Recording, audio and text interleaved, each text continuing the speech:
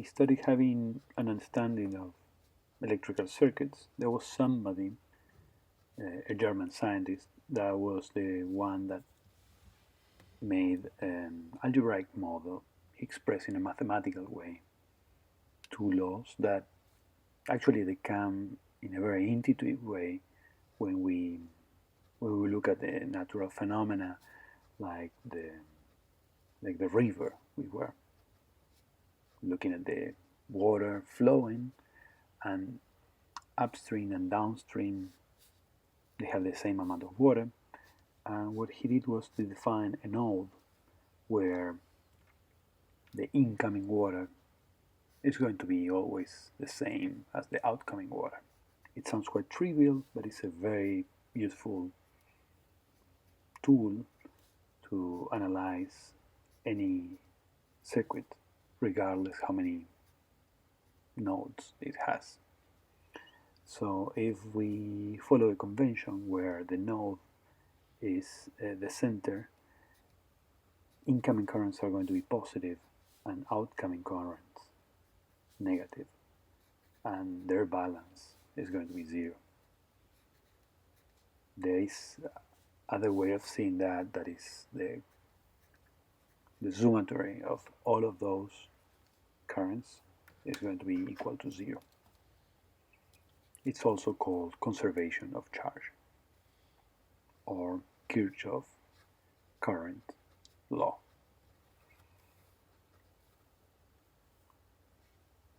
We also talked, when we look at the water, about the pressure it has, and if we start thinking that this pressure comes from a tank, it dissipates somewhere.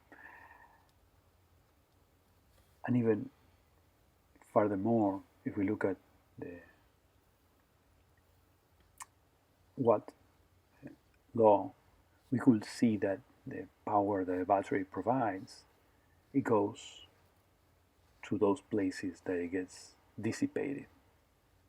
And this becomes very handy because we might have many unknowns given a circuit, but if we see a closed net, we can go among all those parts, even if I see them as I've been drawing here, as some black box that we don't know what it contains, but I can circulate the net, starting from one place and seeing how each contribution to the differential of potential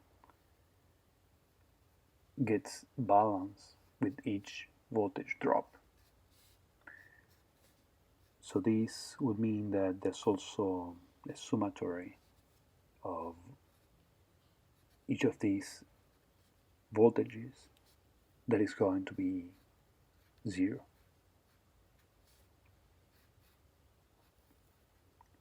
This conservation of energy algebraic expression is also known as the Kirchhoff voltage law. And going through a very simple but hopefully helpful example, I'm drawing a circuit that, for example, contains two batteries and a switch, a resistor, and after that resistor I'm putting two resistors in a very special configuration. You might have heard about this already, that things one is one after the other, they're in series, but if they are one next to the other, we call them in parallel. All these technical terms at this moment are not important for us. We just see that the two batteries, that one next to the other, there's a switch, a resistor, all of those are in series, and then two other resistors are in parallel. I'm putting in some numbers, making the map, let's say 10 ohm here, and each of the batteries 5 volts. And if I start calling the resistors R1, R2, R3, maybe I put the values of R2 and R3 also in a very round number, like 20 each one. So then if the switch is open, there's absolutely no current flowing through the circuit. But once that is closed, and I can also draw it, putting an arc between the switch terminals, I can use the Kirchhoff voltage law to analyze, given that I know that it's a closed circuit. And it's also true for any smaller part of the circuit. For example, if I look at R2 and R3, they make a small closed net. I could even ignore the batteries and other resistors, and I will just focus on that. It's a smaller sub-circuit that I can look at it, and I look at it by seeing R2, R3, there's a net here, it's closed, there's a circulation order, so that will give me a convention to look at the difference of potential in R2 should be equal to the difference of potential in R3. There is the same as saying that adding the map is going to be 0.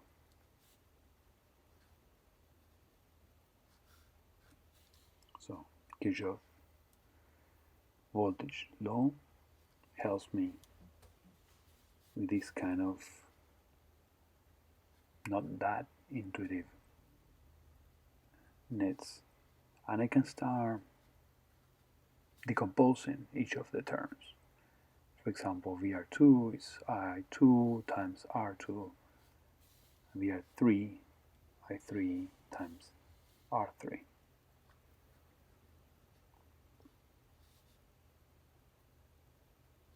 As I already know the values of the resistors, I can input them, and from there I will get a relationship between I2 and I3. This will be also valid for other values of resistors. And even in this node, I can start thinking about the currents, because I have a current that upstream, downstream, and the river is the same. I can think that the current going through R1, I'm going to call it I1, is going to be the same as I2 and I3 combined together. So the incoming current is I1, and the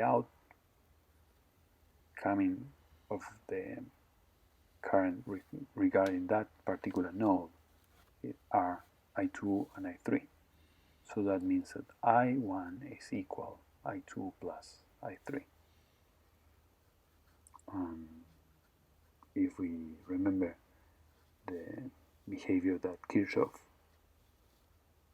regarded as the conservation of charge, or Kirchhoff current law, we can say that I1 minus I2 minus I3 is equal to 0, or that we have a convention that I1 is going to be positive and I2 and I3 are going to be negative. Either way it works. I have to think regarding that particular node, what comes in and what comes out.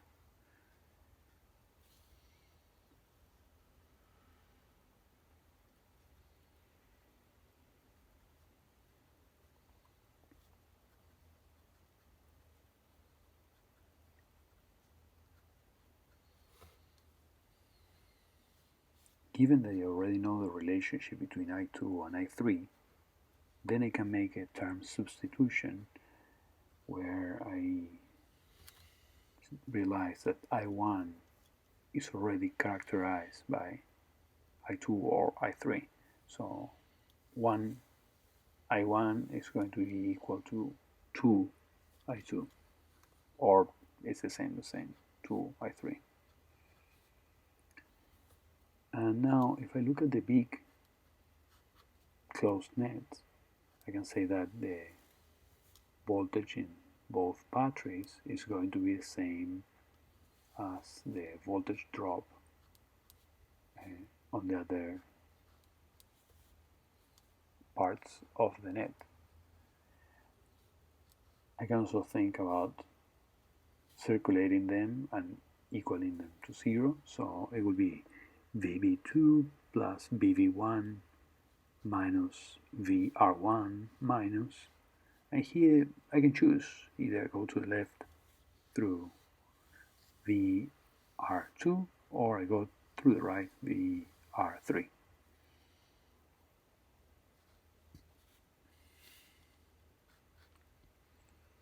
I will write again just to make an example, but regardless which branch I choose to follow, it's a closed circuit. So Kirchhoff voltage law is valid for both of them.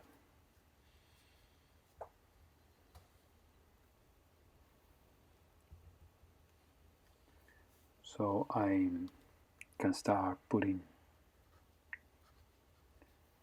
numeric values to the terms I already know, 5 volts for each of the batteries, and I1 times the value of the resistor, 10 ohms, and I2 times the value of that resistor, 20 ohms, will be equal to 0. But I also know other information because I'm using I1, but I know how much I1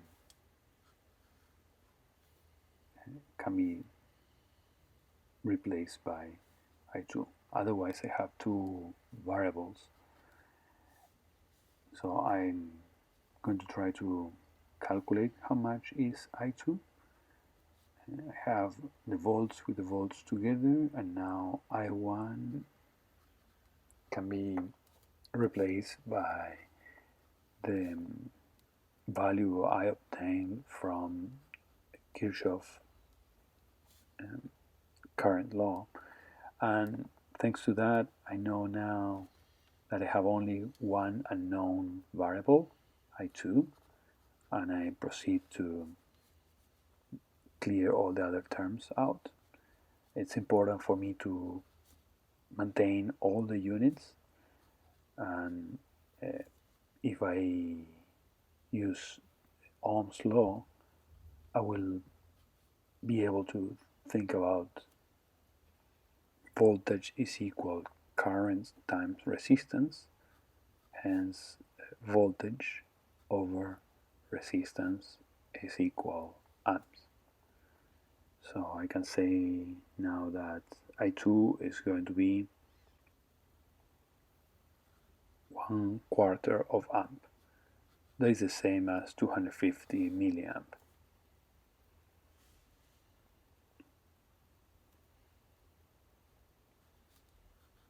I can then go ahead and think about what is the voltage drop in R2, because VR2 is I2 times R2, so VR2 is going to be 0.25 times 20, and that gives me 5 volts. The unit comes from the ampere ohm, and I'm going to now substitute the amp ohm by volt.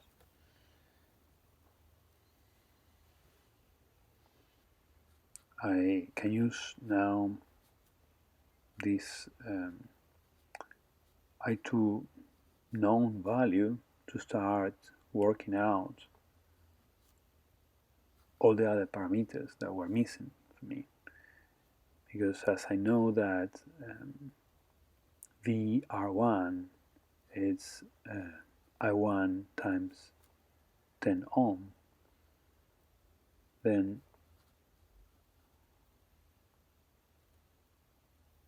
I can use the value I know for I1, that is 2 times I2,